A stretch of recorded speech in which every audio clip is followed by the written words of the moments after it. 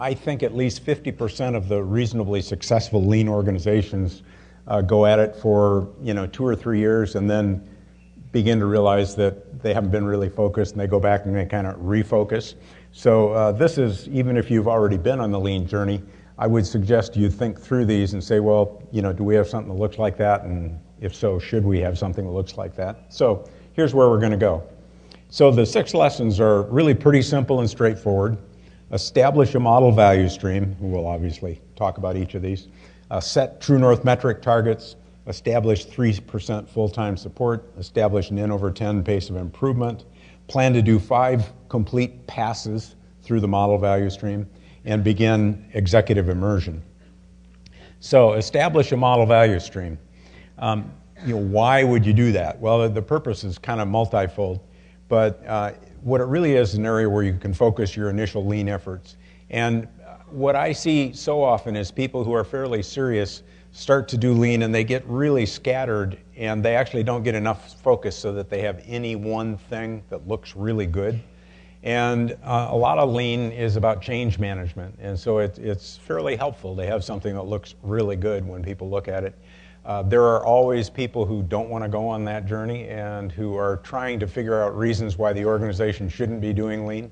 And so part of the benefit of the model value stream is a place that is so well run that everybody has to say, well, that stuff can work. It's not a bad idea. So TrueNorth metrics, and I'm sure a lot of you guys and gals have talked about those.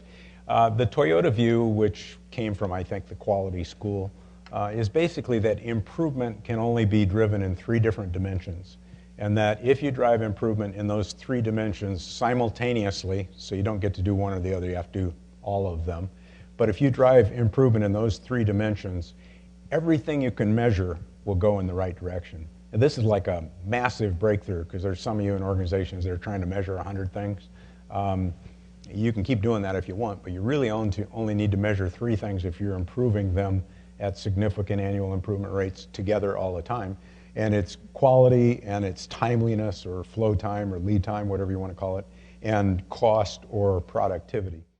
I found that actually about 3% full-time people in the first, say, 5 years of your journey is a good number to generate the pace of problem solving, to help generate TrueNorth metric improvements that are 10 to 30% on each of those every year. So, quality, lead time, productivity.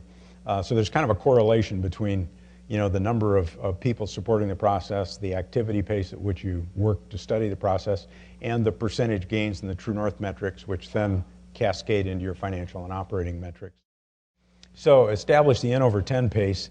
The idea of N/10 is that if you take, say there's 1,000 people in the organization, you divide it by 10, and that would give you 100, and that would be an average number of week-long improvement teams that you should have over the course of a year.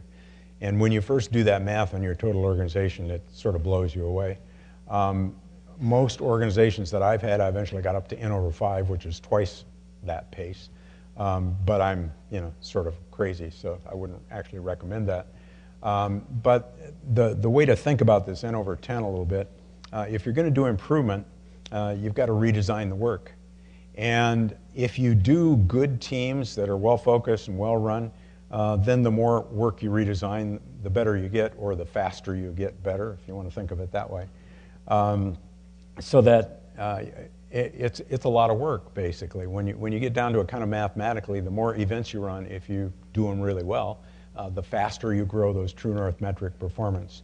And what I found over the years in all those different companies, if you sort of average them together, and including being on boards of healthcare organizations since that, you can kind of think that if you do an N/10 pace in a department or a division or a company, that you'll be able, within that part that you've supported, to get TrueNorth metric gains in the 10 to 30 or 40% annual gains each year in each of the TrueNorth metrics, and then you can kind of do the multiplication you saw on that prior chart to see what that can do for you financially. It's pretty impressive.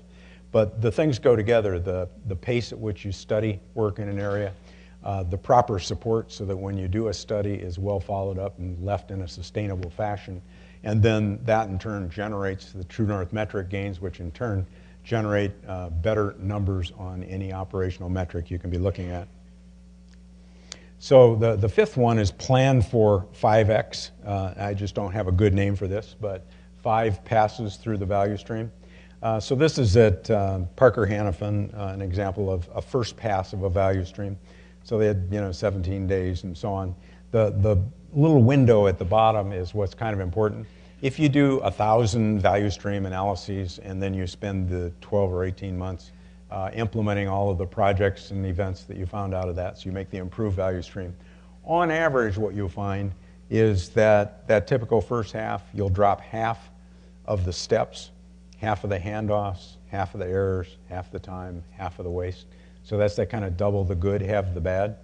And what you then typically find, if you do the math, when you go through it, by the time you've gone through it 5 times, you will have actually taken out 90% of the steps, 90% of the handoffs, 90% of the errors, 90% of the flow time, lead time, 90% of the waste. Now, you'll never believe that 90% until you do it someplace yourself. And the way you do it is going through the value stream and getting half, and then doing it again and getting half of what's left. And then you do it again and everything is cut in half again. You do it again and everything is cut in half and again. And the goal at the end, aside from getting something where you've actually kind of reduced the waste by 90%, is that you end up with a values, you end up with an attitude change where you actually do believe in continuous improvement, so that instead of saying those words but thinking as a step function improvement, it's ingrained that, well, we just keep doing this because every time we do it, we get so much better and it's well worth the time and effort we put in. And that's, in a sense, that's the essence of the 13 organizations that I got started that still practice this today, is that they found that, go back to 1987 from the first one, whatever that is, 25 or so years later, that it still pays to do this stuff every day because they get better every day from doing it. So what do senior leaders actually need to know to do this well? And you can't expect a senior leader to become a sensei. Ain't going to happen. They won't live long enough, whatever. But you need to get some level of knowledge, so that's kind of apparent. And one of the things that I've concluded after talking, among other things, with some Toyota folks, is that senior leaders, most of them, if they can learn to see waste around them, they're motivated to do improvement. And when you start, you're used to looking at everybody. You walk through an office, you walk through a factory, everybody's working. So it's just work. It all looks like work. And part of the eye that develops from being on some improvement teams is you begin to be able to see waste in the work. You begin to identify non-value added steps. And a senior leader doesn't have to become magical so they can see all the non-value added steps, because that ain't going to happen. But as long as they can see some in every chunk of work they look at as they spend their days in their organization, then they know there's more to improve, and they know that they should stay on the path. So one of the purposes of lean immersion is to get leaders just enough experience so that they can begin to identify waste when they go through the organization. So this is sort of a benchmark of looking at yourself. How do you rate yourself? So level 5 lean leader would be the goal here. Level 1, lean survival. You do lean because you're told to. This would be a sort of Danaher view of the world.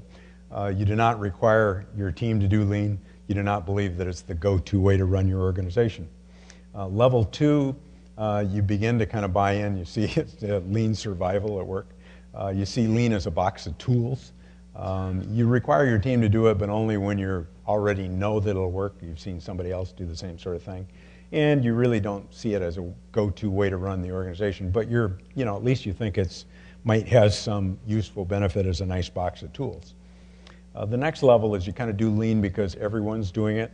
And this is, it's sort of like you're just trying to join the culture.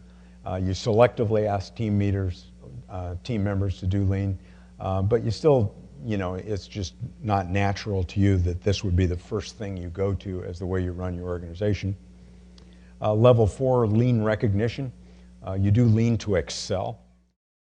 You ask your team to do lean, and your situational belief is that lean can be the go-to way to run your organization. That you begin to realize that anytime you have a problem, that's where you should go first in terms of your response to that problem. And a level 5 lean leader, lean walking the talk. You practice lean as a way of life. You teach lean to others. Lean is non-negotiable. And this, by the way, at Danaher, what they look for, what they call zealots. And zealots are level 5 lean leaders. Lean is non-negotiable. It's who you are, and it's how you do what you do. And you believe that Lean is the go-to way to run your organization, and you contribute to the evolution of Lean. So you're helping it grow and thrive. So it's incredibly powerful stuff, and powerful enough that I would say generally if you don't do Lean leadership immersion, you're probably going to fail. So it's like the most important thing you can do. Sort of my quote is, Lean transformation is leadership intensive. It's very hard work, it's a huge amount of change, and if you can't generate the motivation in senior leadership to do that, it's going to be tough sledding.